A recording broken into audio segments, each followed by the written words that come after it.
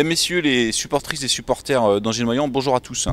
Avant un long entretien à l'issue de cette fin de saison où le club s'est maintenu en Pro D2, donc entretien avec le président Christophe Maniable et l'entraîneur David Penaud, je vais tout d'abord laisser la parole à Borislav Nikolic qui a un message à nous faire passer. Cette salle Jambouin à l'issue de l'entraînement, je suis avec Borislav Nikolic. Bonjour Borko. Bonjour. Tout d'abord félicitations à toi et puis à tout le groupe pour ce maintien en D2. Borislav, tu es avec nous peut-être pour nous annoncer quelque chose pour la saison suivante. Oui, déjà bonjour, bonjour à vous. J'annonce que j'ai re-signé pendant 3 ans ici à Angers. Je suis content pour ça et bon, j'espère qu'on va renforcer l'équipe et qu'on va en mois d'août qu'on va commencer une nouvelle saison. Voilà. C'est vraiment une très belle nouvelle là, pour tous les supporters, pour le club d'Angers-Noyant. Donc Borislav Nikolic a re-signé pour une période de 3 ans. Est-ce que à titre personnel tu as un objectif particulier pour la saison prochaine? Bien sûr, déjà j'espère qu'on ne va pas jouer une saison comme cette année, qu'on va assurer notre maintien bien avant que cette année. Et après, ça serait bien qu'on progresse aussi, que le groupe progresse, le club aussi, pourquoi pas un milieu tableau, voilà. Mais déjà, plus important, qu'on ne joue pas comme cette année, qu'on se maintient bien avant, et après on verra pour le reste. Voilà. Très bien, merci Borko, c'est quand même Borko qu'on te surnomme. Et puis merci pour cette nouvelle, l'annonce de ta signature pour les 3 prochaines années au sein d'Angers-Noyant. Merci, à bientôt. Merci à vous, à bientôt.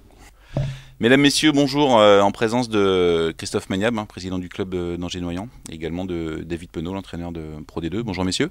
Bonjour. Bonjour à tous. On se retrouve aujourd'hui à l'issue de cette saison 2011-2012 où le maintien a été acquis sportivement. L'idée ensemble, c'est de pouvoir faire un bilan de cette saison qui vient de s'écouler. Alors je vais vous laisser la parole. Tout d'abord, je sais pas, peut-être Christophe, ton sentiment par rapport à cette saison qui vient de s'écouler. Le premier sentiment, la première réflexion, c'est déjà d'avoir acquis un maintien sur le plan sportif. Sans vouloir être pessimiste, ça fait longtemps que ça ne nous était pas arrivé, donc déjà ça fait du bien. Et puis ça nous ouvre forcément d'autres possibilités par rapport à toute la préparation de la saison prochaine, par rapport à l'avancée des travaux. À partir de mi-mai déjà on sait où on est. L'année dernière c'était au mois de juillet, l'année d'avant c'était au mois de septembre.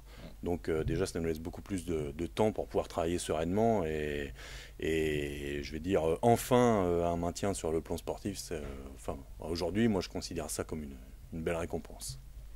Une récompense effectivement pour le club qui œuvre depuis pas mal de temps. David, c'est ta première saison au sein du club d'Angers-Noyant.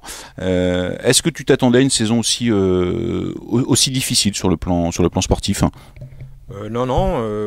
Déjà, le premier objectif, c'était le maintien sportif. Il est acquis, donc je pense que c'est quelque chose de bien pour les dirigeants et tous les bénévoles du club et le public. Maintenant, je m'attendais à un maintien en toute honnêteté un peu plus serein et éviter de le jouer sur les dernières journées. J'avais fait un calcul de 10 victoires pour se maintenir correctement par rapport aux années précédentes. Maintenant, on se rend compte que le championnat se densifie et que ça devient de plus en plus compliqué de se maintenir. Parce qu'aujourd'hui, avec 9 victoires, on a failli descendre en National 1. Donc c'est vraiment un championnat qui est très très compliqué. Depuis de nombreuses années déjà, le niveau de la Pro D2 est en constante évolution. S'il y avait un point, je dirais un point positif et un point peut-être négatif sur cette saison, quel serait-il ? Déjà, le premier point, le point positif, comme je l'ai dit à la presse, c'est que j'avais insisté en début d'année avec les joueurs pour qu'on arrive à gagner des matchs à domicile pour refaire revenir du public.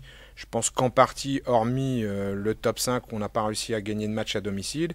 Si on retire la défaite de Chartres et de Saintes à domicile, qui sont pour moi 2 faux pas qu'on n'aurait jamais dû avoir et qui nous auraient permis sans doute d'avoir un maintien plus serein avant la fin, Ça, c'était un de mes premiers objectifs. Donc, on a réussi à gagner des matchs à domicile et faire revenir du monde à la salle, puisqu'on s'est rendu compte qu'il y avait beaucoup plus de public sur les derniers matchs. Maintenant, le point négatif, c'est que on n'a pas réussi, comme je vous le disais, à négocier les 2 matchs de Saintes et de Chartres à domicile. Et je pense qu'on aurait pu avoir un plan comptable beaucoup plus serein et beaucoup plus rapide. Ça, pour moi, c'est un point négatif, oui. On imagine que pour la saison prochaine, ça va être un autre chantier, parce que, comme on le disait, le niveau sans cesse en évolution. Donc là, je me retourne vers Christophe, le président du club. Est-ce que pour la saison qui arrive, il y a une préparation différente qui va se faire, ou est-ce qu'on est sur la continuité du travail de ces dernières années ? De toute façon, on est toujours forcément sur une certaine forme de continuité. La différence de travail de préparation de la saison dernière, c'est la question qu'il y a en moins. Je veux dire, la question de savoir à quel niveau de jeu on va jouer. Et aujourd'hui, quand on discute avec nos joueurs ou des joueurs qui sont amenés potentiellement à nous rejoindre, déjà cette question-là se pose plus. Souvent, les dernières années, on a été confrontés à un accord de principe de certains joueurs sous réserve du niveau de jeu. Donc aujourd'hui, cette question-là étant déjà éludée, ça nous permet déjà d'avancer plus vite dans les négociations et dans les discussions avec déjà nos joueurs, ceux qui sont chez nous, et puis ceux qui seraient amenés peut-être à nous rejoindre, quoi. D'accord. Après, il y a aussi, sans parler que des joueurs, il y a aussi toute la préparation sur le partenariat, sur tout ce qu'on peut construire autour de l'équipe et autour du club. Et aujourd'hui, c'est vrai que c'est plus facile d'aller discuter avec nos partenaires en ayant les tenants et les aboutissants pour la saison prochaine, en leur assurant qu'on est en train de travailler beaucoup plus sereinement et je l'espère beaucoup plus efficacement. Donc déjà aujourd'hui, c'est déjà des arguments qu'on peut leur amener, qu'on n'était pas forcément capable de leur amener sur les saisons précédentes.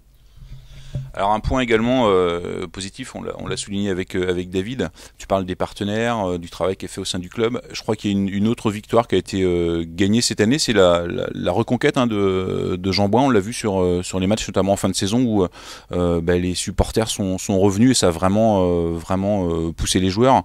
On peut supposer que l'an prochain, il y aura un travail toujours de fait dans ce sens pour que les supporters reviennent à Jean Bouin en nombre. Nous, l'intérêt d'organiser des matchs, c'est un intérêt sportif, mais on a aussi la volonté de créer d'en faire aussi un spectacle. Donc forcément, c'est toujours, et on le sait, dans les voyages qu'on fait avec l'équipe de Pro D2, je veux dire, on n'est pas toujours amené à rencontrer des salles où il y a un public nombreux. Dire, nous, on a un bel outil de travail, Jean Bouin est quand même un bel outil de travail. Plus on arrive à le remplir et plus on arrive à créer de l'événement autour de ça. Donc tout à l'heure, on parlait du niveau de jeu. Je pense que effectivement, le niveau de jeu de la D2 a augmenté. Le nôtre aussi. Je pense que cette année, on a quand même présenté quelque chose de plus abouti que peut-être les saisons précédentes. Donc, c'est peut-être aussi un début d'explication au retour du public à Jean Bouin. Et donc, il faut continuer dans cet esprit-là, continuer à amener de la performance sportive et puis tout un habillage autour de ça qui fasse que les gens qui viennent participer à un match de handball passent aussi une bonne soirée avec de l'ambiance, avec du suspense, avec des victoires surtout. Des victoires, bien sûr, c'est comme ça qu'on avance dans le championnat. Alors, je vais me retourner vers David pour avoir, je dirais, la vue du technicien. Ton sentiment par rapport à l'évolution de la Pro D2 et je dirais le sentiment par rapport à la saison prochaine qui arrive, parce que c'est vrai que de nombreuses équipes sont en train de se structurer. On le voit, des équipes de Pro D2. On connaît aujourd'hui une équipe qui va descendre de LNH. Ça va être de nouveau un championnat qui sera compliqué, j'imagine. Oui, déjà, le constat, c'est on se rend compte qu'il va y avoir, je pense, un fossé entre les équipes du haut de tableau et les équipes du bas de tableau. J'ai un pressentiment comme quoi il va y avoir 2 championnats, parce qu'on voit les équipes qui veulent réellement monter cette année, qui sont aujourd'hui dans le milieu du tableau, qui ont fait un très bon recrutement, notamment je pense à Chartres. Et je pense que les équipes qui vont descendre comme Nîmes et Istres, peut-être, ou Paris, ou peut-être Créteil, pour l'instant, ça va être des équipes qui vont être très forte. Donc je pense que ça va être un championnat très très homogène. En plus, je pense que comme cette année on l'a vu, l'intérêt des playoffs, ça permet à un championnat de jouer jusqu'au bout. Et je pense que ça aussi c'est une bonne raison pour toutes les équipes de jouer les playoffs. Un, pour jouer une montée directe, et deux, les playoffs. Donc je pense que ça va être un championnat vraiment très difficile l'année prochaine. Ça, j'en suis convaincu, oui.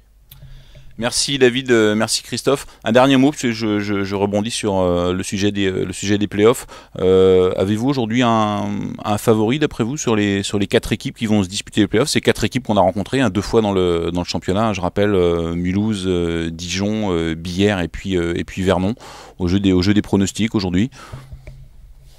Bon, on a vu Billère quand même très solide toute la saison, donc ils ont au moins ça pour eux. Je pense que Dijon derrière a aussi l'expérience, donc je pense que ça reste encore très très ouvert à mon avis.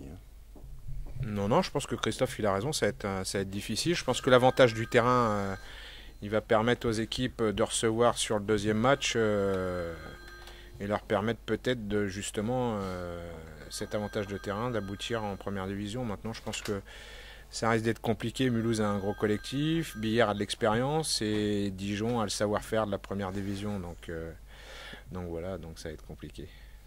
Très bien, merci messieurs de votre collaboration. Une conclusion peut-être, Christophe? Ouais, la cloche a sonné, donc il est temps d'aller manger. Merci messieurs et puis à bientôt. À bientôt. Merci à tous les 3 de votre intervention. Merci également donc à Borislav Nikolic de nous avoir annoncé en primeur sa signature pour les 3 prochaines années. Et également au chapitre des remerciements, vous tous, supportrices et supporters du club d'Angers-Noyant qui avez été nombreux tout au long de la saison à suivre et à supporter les joueurs dans cette salle Jean Bouin.